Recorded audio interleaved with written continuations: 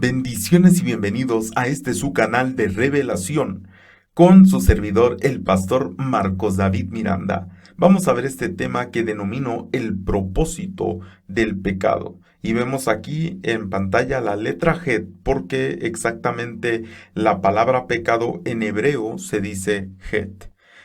Y vamos a ver en esta primera cita de Primera de Pedro, capítulo 1, versículo 18, donde dice, sabiendo que fuisteis rescatados de vuestra vana manera de vivir, la cual recibisteis de vuestros padres. Que obviamente está hablando de esa manera de vivir en pecado. Pero dice, no con cosas corruptibles como oro o plata. Y me regreso al inicio del versículo, fuimos rescatados de vuestra vana manera de vivir. ¿Con qué? Con la sangre preciosa de Cristo, verso 19, como de un cordero sin mancha y sin contaminación. Verso 20, aquí está lo interesante, dice, ya destinado desde antes de la fundación del mundo. ¿Qué quiere decir esto? Que desde antes que entrara el pecado al mundo, desde antes que fuéramos rescatados de ese pecado o de esa vana manera de vivir, el Cordero ya había sido destinado. Esa sangre preciosa de la cual habla en el verso 19, que dice, sino con la sangre preciosa de Cristo fuimos nosotros rescatados, dice, de un Cordero sin mancha. Pero ese Cordero ya estaba destinado, fíjese, desde antes de la fundación del mundo, pero manifestado en los postreros tiempos, es decir, cuando se manifestó Yeshua HaMashiach,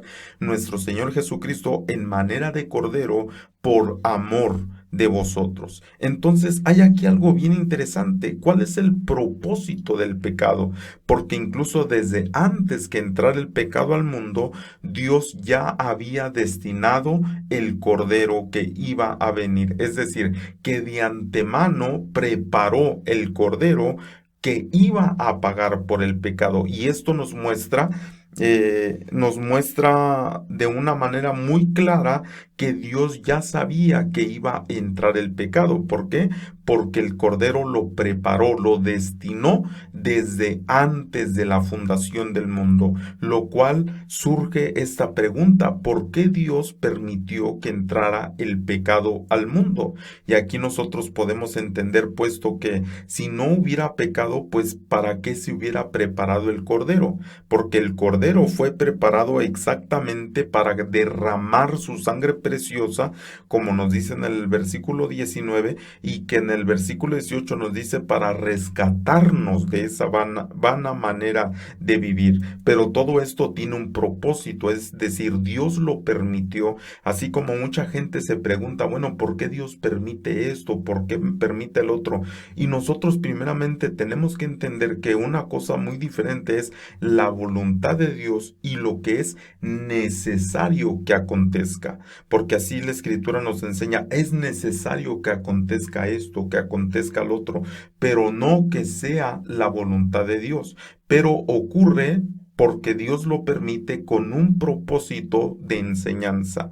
Es decir, que cuando Dios permite que el pecado entre en el mundo, Dios ya había de antemano preparado el Cordero que iba a pagar por ese pecado, porque la paga del pecado es la muerte, mas la dádiva de Dios es vida eterna en Cristo Jesús, de tal manera que a través del Cordero, dice, pero manifestado en los postreros tiempos por amor. Es decir, que nos indica que el propósito de todo lo que ocurre es para mostrarnos su amor. Por eso en Romanos 5:20 dice, pero la ley se introdujo para que el pecado abundase, mas cuando el pecado abundó, sobreabundó la gracia. Es decir, cuando más se manifestó el pecado, abundó la gracia. Y esta gracia obviamente viene de parte de Dios. Pero esto no es para decir, bueno, pues si sobreabunda la gracia, cuando abunda el pecado, pues seguiremos pecando. Y por eso el apóstol dice en Romanos 6:1, ¿qué pues diremos? ¿Perseveraremos en el pecado para que la gracia abunde? Pues de ninguna manera. Pero nos es dado esto para que nosotros entendamos con cuán grande amor nos ha amado Dios. Por eso dice aquí en Romanos 5:8, antes de estar explicando lo del versículo 20 de Romanos, ¿verdad? Que ya leímos, y el capítulo 6, en el versículo 5, capítulo 5 versículo 8, perdón, dice, mas Dios muestra su amor para con nosotros, en que siendo aún pecadores, Cristo murió por nosotros. En otras palabras, el propósito por el cual Dios permitió que entrara el pecado es para Él ofrecer la paga y que nosotros viéramos el amor con que Él nos ama. De otra manera, no habría venido el Cordero. ¿Para qué hubiera venido el Cordero? ¿Para qué Dios hubiera dado lo que más amaba si no había necesidad? Pero Dios permitió que entrara el pecado para Él así traer, enviar. Por eso es que tenemos que entender que ahí nos dice en Primera de Pedro 1:20 que el Cordero ya estaba destinado desde antes de la fundación del mundo. Entonces viene, Dios muestra su amor para con nosotros en que aun siendo pecadores, Cristo murió por nosotros. Y en Romanos 11:30 dice, pues como vosotros también en otro tiempo eras desobedientes a Dios, pero ahora habéis alcanzado misericordia por la desobediencia de ellos. Está hablando del pueblo de Israel. Y aquí vemos una profundidad del misterio de Dios, puesto que en muchas ocasiones Dios permitió que entrara una desobediencia o que entrara un pecado por causa de tener misericordia, porque de Dios es el perdonar y el tener misericordia. Porque obviamente es la manera de mostrarnos su amor. Si no hubiera pecado, pues en primer lugar no hubiera destinado el Cordero desde antes de la fundación del mundo. Tampoco hubiera venido Jesucristo, su Hijo amado, a morir en la cruz del Calvario en el momento preciso que Juan cuando lo ve le dice, he aquí el Cordero de Dios que quita el pecado del mundo. Es decir, fue destinado, fue preparado desde antes de la fundación del mundo, pero como igual dice ese versículo, pero manifestado en los postreros tiempos por amor de vosotros. Y entonces viene este pecado, viene la desobediencia con la finalidad de tener misericordia. Y en el verso 31 dice algo muy interesante, Romanos 11:31, así también estos ahora han sido desobedientes para que por la misericordia concedida a vosotros, ellos también alcancen misericordia. Y aquí dice algo que todo teólogo y toda persona con una mente cuadrada, pues diría, el Señor reprenda al diablo, ¿verdad? Porque dice en Romanos 11:32, porque Dios sujetó a todos en desobediencia para tener misericordia de todos. Fíjese qué tremendo. Lo vuelvo a leer. Porque Dios sujetó a todos en desobediencia para tener misericordia de todos. Por eso es que la gente muchas veces se escandaliza de tantas cosas, y no estoy diciendo que no me malinterprete, no estoy hablando del pecado de la desobediencia para que la gente siga pecando o desobedeciendo, no, sino que la gente externa a aquel que ha caído, a aquel que ha tal vez desobedecido o aquel que ha pecado, que realmente entienda que hay un propósito detrás de eso. Es como cuando vieron aquella persona que estaba enferma y los discípulos que nació, ¿verdad? Ciego, y los discípulos le preguntaron al Señor, Señor, ¿quién pecó para que éste esté así? Y el Señor dijo, no, es que ustedes están viendo las cosas desde otro ángulo. Luego empiezan que quién pecó, que si pecó el padre, que si pecó la mamá, que si pecó algún ancestro, que si pecó para que así hubiera nacido. Y el Señor dice, no, es que no es porque él pecó, dice, es para que las obras de Dios se manifiesten en él. Pero obviamente, si no hay enfermedad, si no hay pecado, si no hay ninguna cosa, ¿cómo se manifestará? cómo se manifestarán las obras de Dios en tal persona. Pero los que estamos externo a eso, pues rápidamente uno juzga, rápidamente uno condena, rápidamente uno quiere apedrear, sin saber que tal vez hay un propósito de enseñanza detrás de aquello. Porque aquí claramente dice, porque Dios sujetó a todos en desobediencia, pero no para dejarlos ahí, dice, sino para tener misericordia de todos, para que todos podamos tener esa misericordia de parte de Dios. Ahora, la palabra het en hebreo, le vuelvo a repetir, es la palabra pecado. En el diccionario Strong la traduce terror, pero todo aquel que entiende el hebreo, que conoce el hebreo, porque incluso del diccionario Strong, hay veces que se equivocan en las traducciones, no son correctas. Y en este caso la palabra het o la letra het significa pecado. Ahora nosotros vamos a ver de dónde viene esta palabra o este pecado.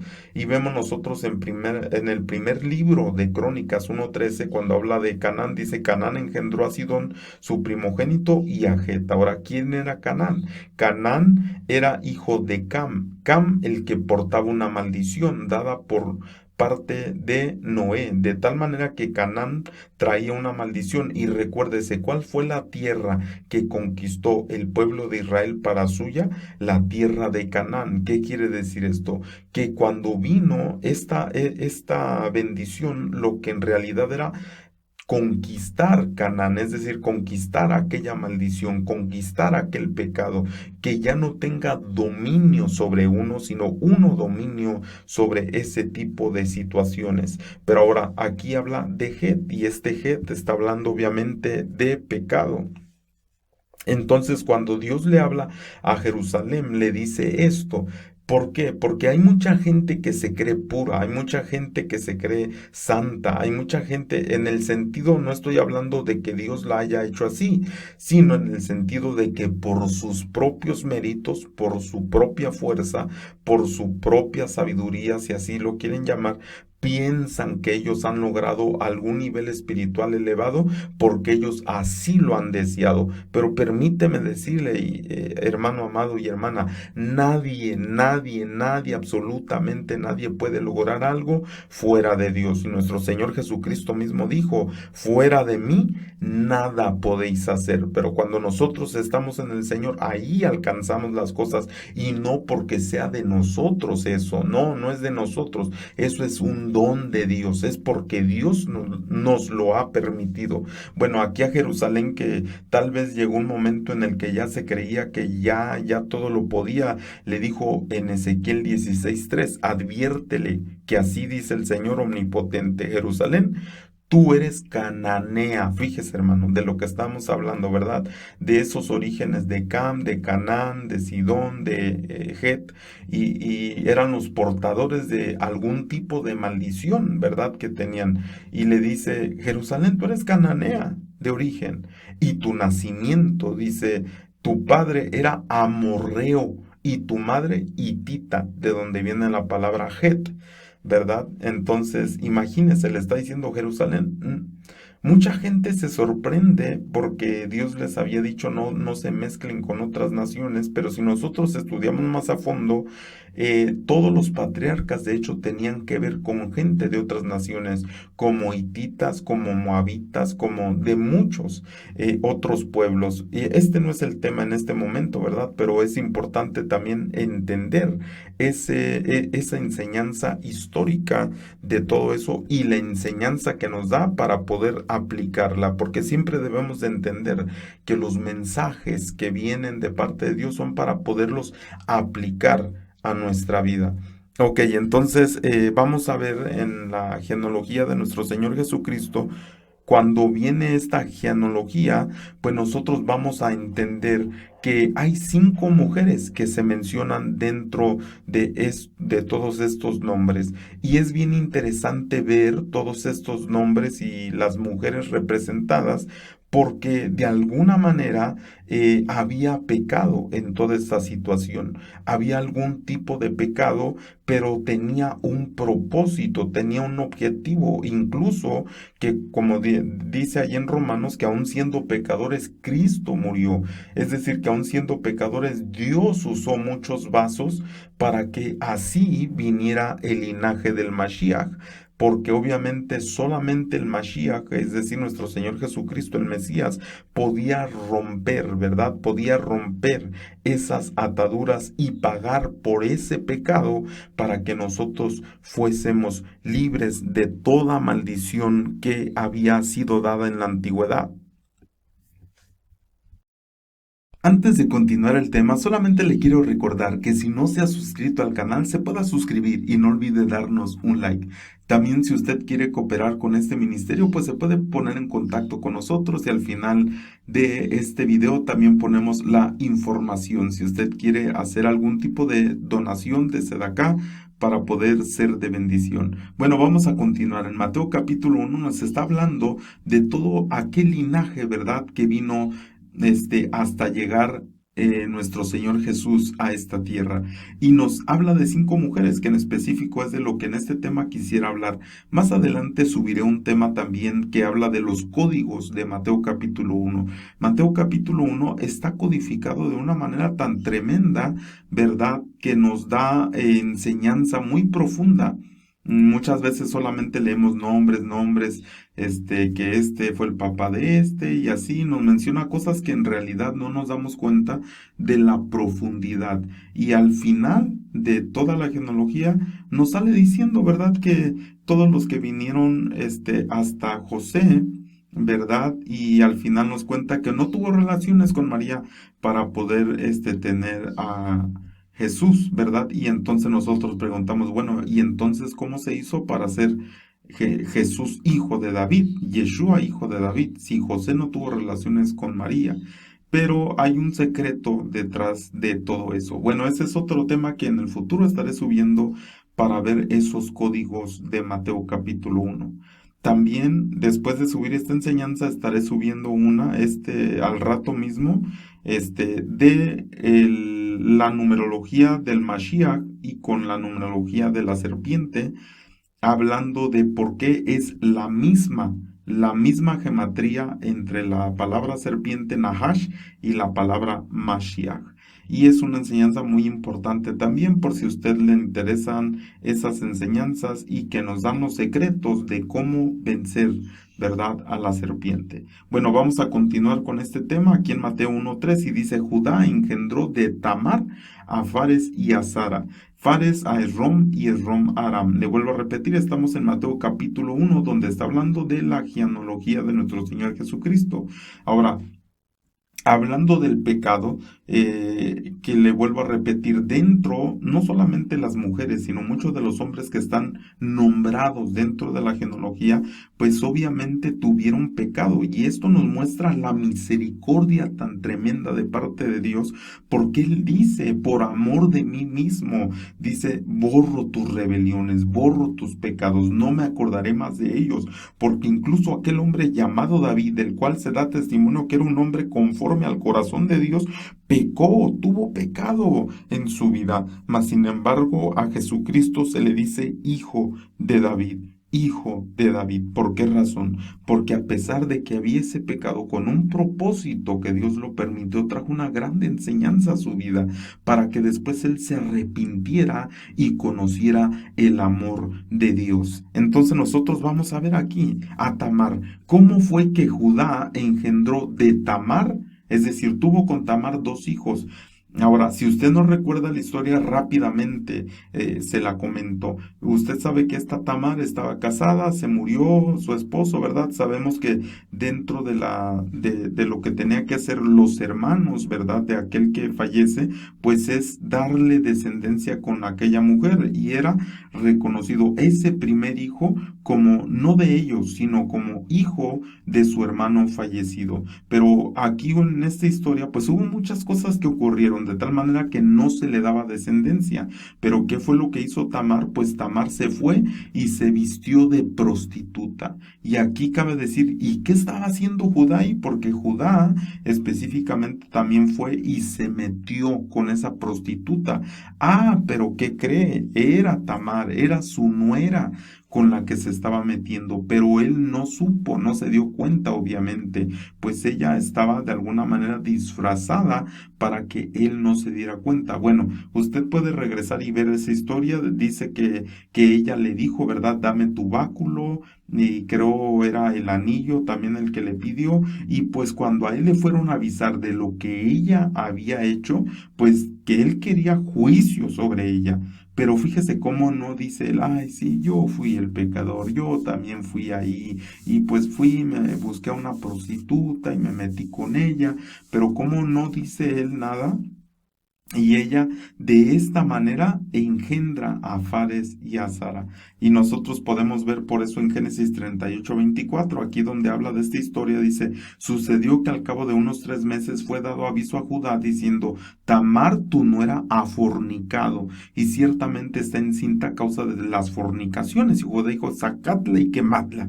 Y ya cuando querían hacer eso, que le dice, a ver, ven para acá, Judá, quiero hablar contigo. Ven, por favor, vente al cuartito para hablar contigo, Judá, ven, por favor. Y ya cuando le dijo de quién eran, ¿quién fue el que te embarazó? Le dijo, mira, el dueño de este báculo y de este anillo es el papá. Imagínese cómo se le bajó la sangre, la temperatura, la presión de lo que le estaba diciendo.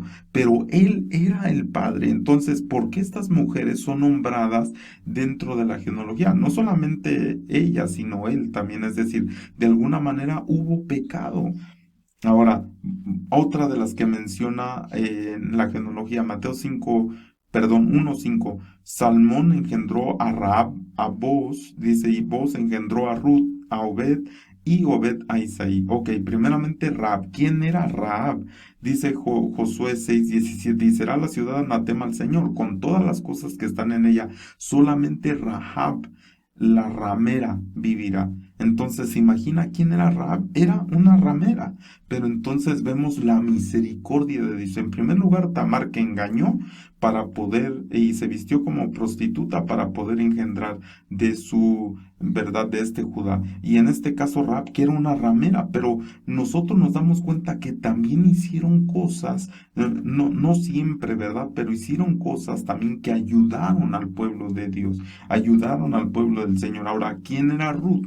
Ruth 3:7, para empezar, era una moabita ella, ¿verdad? Y si cuando Boz hubo comido y bebido y su corazón estuvo contento, y si no entiende esto, déjeme le digo, estaba borracho. Cuando Boz hubo comido y bebido y su corazón estuvo contento, porque estaba borracho, se retiró a dormir a un lado del montón. Entonces ella vino calladamente, ¿verdad? Y como dicen por ahí, vente al oscurito para enseñarte un corito. Pues, ¿qué cree que fue lo que hizo esta mujer? Y le descubrió los pies y se acostó. Pero aquí, si nosotros vamos al hebreo, nos vamos a encontrar con la palabra que se usa cuando dice que le descubrió los pies y se acostó. Quiere decir que tuvo relaciones sexuales con él mientras él estaba borracho. Por eso dice su corazón estuvo contento. ¿Y qué es lo que la escritura dice? Que alegra el corazón del hombre tanto también como el de Dios. El vino, de tal manera que él estaba borracho y por ahí estaba quedándose dormido a un lado, ¿verdad? Y ella vino calladamente, porque obviamente que sus intenciones, pues no eran las que, no era algo bueno, pues, y ella descubrió los pies. Ahora, si no entendemos el hebreo, y simplemente leemos este versículo, pues no vamos a entender de lo que está hablando, pero esto que hizo ella fue realmente tener relaciones sexuales con él. Entonces, hay incluso dentro de los eruditos acerca de esta palabra hebrea discusión, no en relación a que si es sexual o no es sexual, no, eso está dado por hecho, eso ya se sabe. Pero incluso hay otra cosa más, pero no hablaré de eso.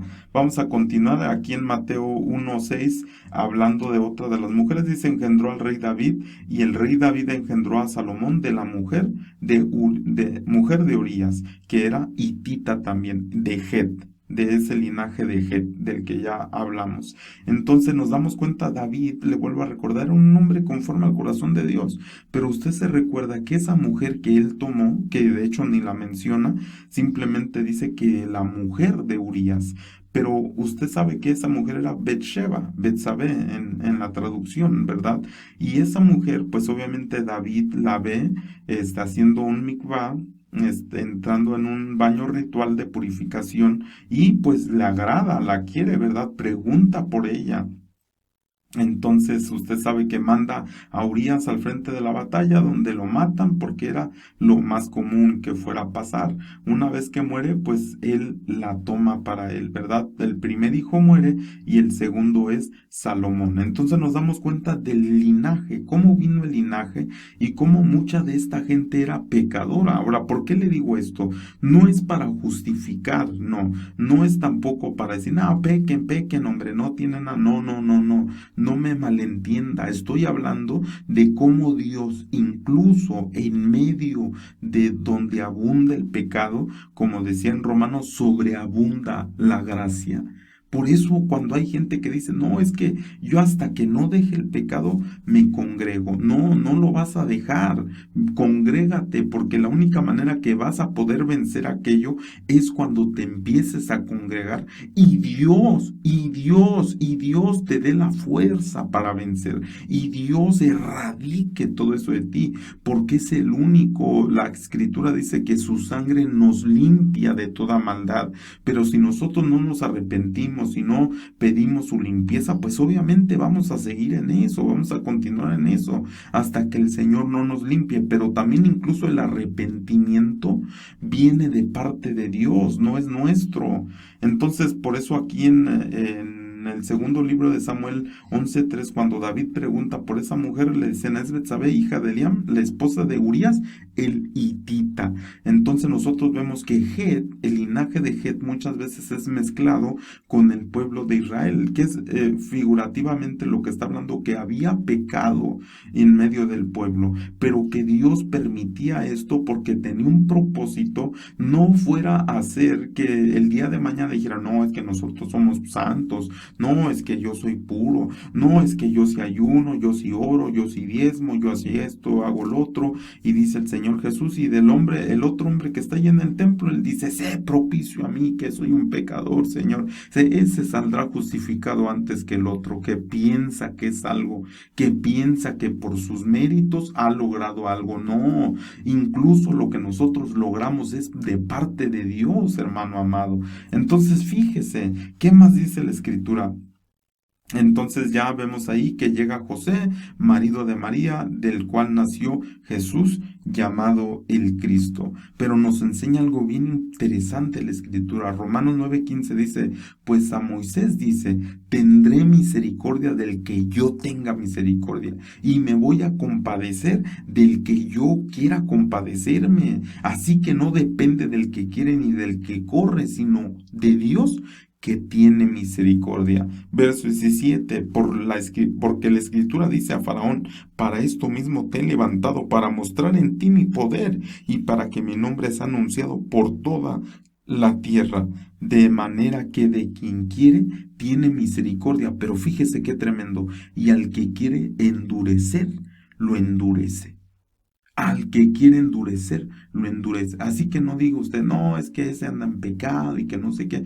Mejor no diga nada, mejor pídale a Dios, porque si esa persona está endurecida, puede ser que Dios la tenga así endurecida. Y si otra persona se arrepiente, es porque Dios le guió al arrepentimiento. La palabra, el arrepentimiento también viene de parte de Dios, no es de nosotros. Y ahorita vamos a ir a ese versículo, pero antes voy a leer esto. Dice en Jueces 14:1, descendió Sansón a Timnat y vio en Timnat una de las hijas de los filisteos, y subió y lo declaró a su padre y a su madre, diciendo, yo he visto a Timnat, una mujer de las hijas de los filisteos, os ruego que la toméis por mujer.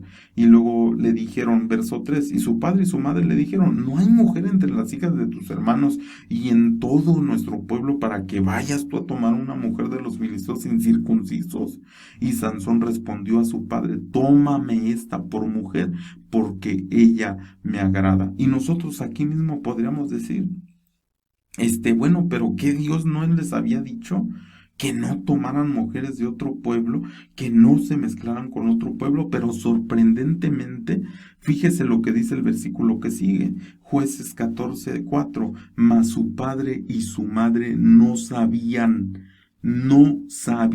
que esto venía del Señor. ¿Qué quiere decir esto? Que Dios mismo puso en su corazón de Sansón que pusiera, y siempre hablamos mal de Sansón, no, ese Sansón, que por eso, que perdió su santificación, que perdió su pureza, que perdió no sé qué tanto. No, hermano, leamos bien, si eso que hizo él fue porque Dios así lo quiso, mas su padre y su madre no sabían que esto venía del Señor. El Señor fue el que le puso eso en el corazón para que se fijara en esa mujer.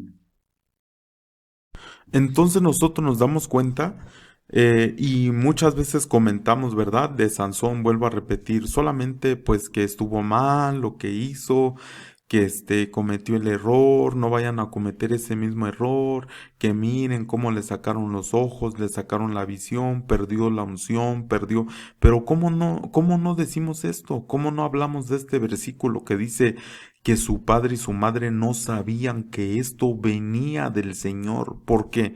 Porque él buscaba ocasión contra los filisteos, pues en aquel tiempo los filisteos dominaban sobre Israel. Había un propósito detrás de todo lo que pasó, aunque pudiera ser muy doloroso, aunque pareciera no que por su pecado, aunque pareciera que por su maldad, aunque pareciera que porque él no hizo lo que Dios quiso, mas sin embargo aquí vemos claramente que esto venía del Señor, eso era lo que Dios quería. Esa era la finalidad que Dios tenía. Entonces, le vuelvo a repetir, vemos antes de avanzar a este otro versículo de segunda de Corintios 7:10, quiero solamente hacer un resumen, ¿verdad? Viendo del propósito del pecado. Ya vimos que antes de que entrara el pecado, pues Dios ya había destinado un cordero para ser sacrificado, como veíamos en Primera de Pedro, ya estaba preparado ese cordero. Dios permite que entre el pecado, incluso nace una persona, ¿verdad? Con ese nombre Het, de donde venía la maldición, porque todos estos eran hijos de Cam, el cual recibió una maldición de Noé, Canaán, que era la tierra que iba a poseer el pueblo de Israel, porque exactamente ahí en Canaán, pues era esa, simbólicamente el tener ese dominio sobre todas esas maldiciones que iban a venir. ¿Y por qué exactamente y precisamente en esa tierra de Canaán, después llamada la tierra de Israel, Eretz Israel? Porque ahí va a morir el Mashiach, ahí va a derramar su sangre preciosa para podernos dar esa libertad.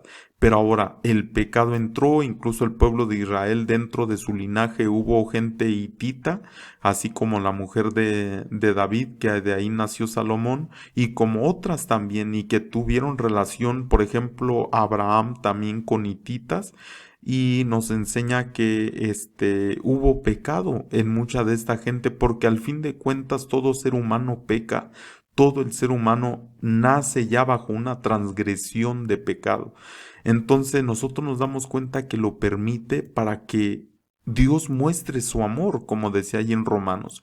Dios muestre su amor para con nosotros en que aun siendo pecadores, es decir, que no merecíamos ser perdonados o que pagaran nuestras deudas por el pecado, Cristo murió por nosotros. Ese fue el propósito, mostrar su amor, mostrar Dios su amor. Era la manera de que hubiera venido su Hijo de nuestro Padre, el amado, dar lo más valioso para pagar ese precio. Ahora le vuelvo a repetir, Dios permite que entrara y como también nos enseñaba la escritura, que Dios sujetó a todos en una desobediencia, pero no para dejarlos ahí, sino para tener misericordia de todos. Y por esa razón, hermano, como le vuelvo a repetir, entra el pecado y para poder limpiar el pecado, pues tiene que haber un arrepentimiento, pero yo le repetía. Dice la escritura que Dios endurece al que Él quiere y Él tiene misericordia de que Él quiere, es decir, en el tiempo preciso que Él lo decide. ¿Por qué? Porque el arrepentimiento tampoco es nuestro. No es nuestro. Uno le dice a la gente, arrepiéntanse, arrepiéntete, le dice uno a los hermanos. Ellos no se van a arrepentir al menos que Dios les ponga ese arrepentimiento en su corazón. Eso no es de nosotros tampoco, hermano, hay que entender, por favor.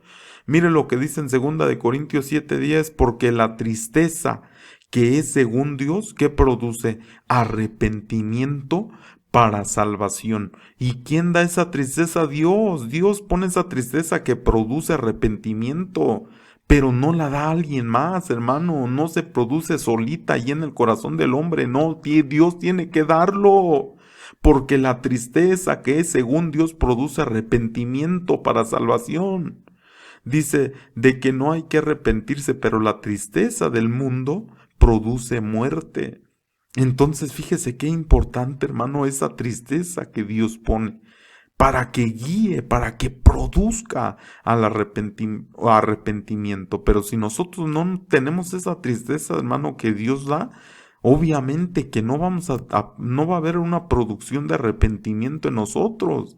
Entonces, algo más que dice en Romanos 2:4, o menospreciar la riqueza de su benignidad, de su bondad, paciencia y longanimidad, dice, ignorando que su bondad, su benignidad te guía al arrepentimiento.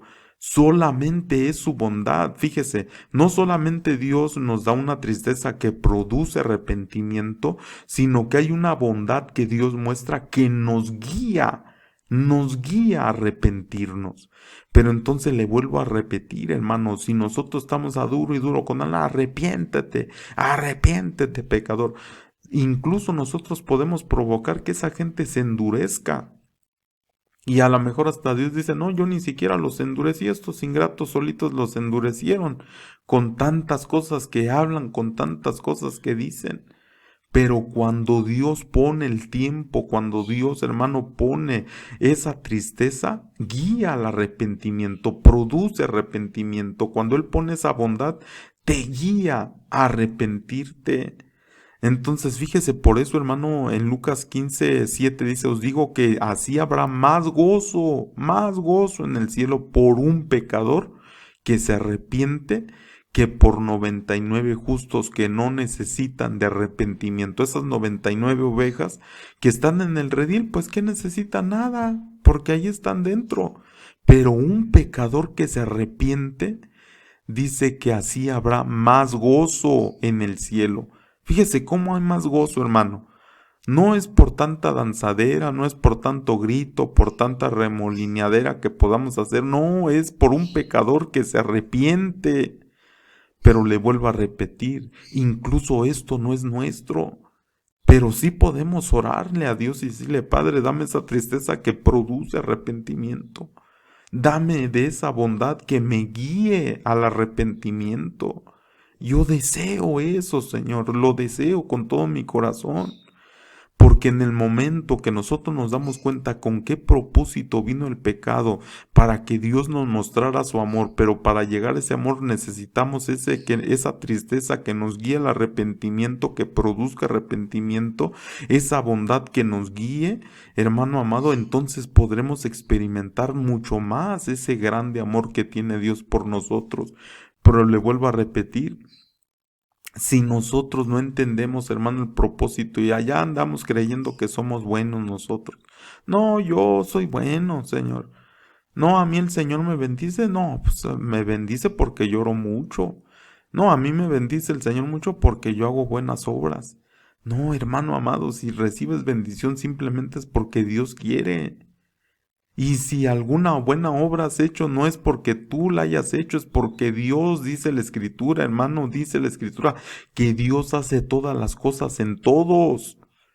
No es para que nosotros nos creamos algo, no es para que nosotros seamos altivos, hermano, o arrogantes. Al contrario, es para decirle, Padre, aquí estoy, soy ese vaso que estoy dispuesto, Señor, para ti.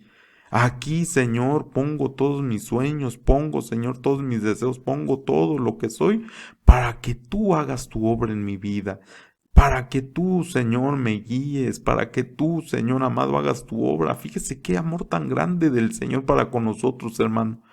Qué grande amor para con nosotros, que nos limpia, que nos perdona, que nos sana. Pero le vuelvo a repetir, por eso ese es el propósito del pecado. Si no hubiera pecado, hermano, ¿de qué nos iba a perdonar?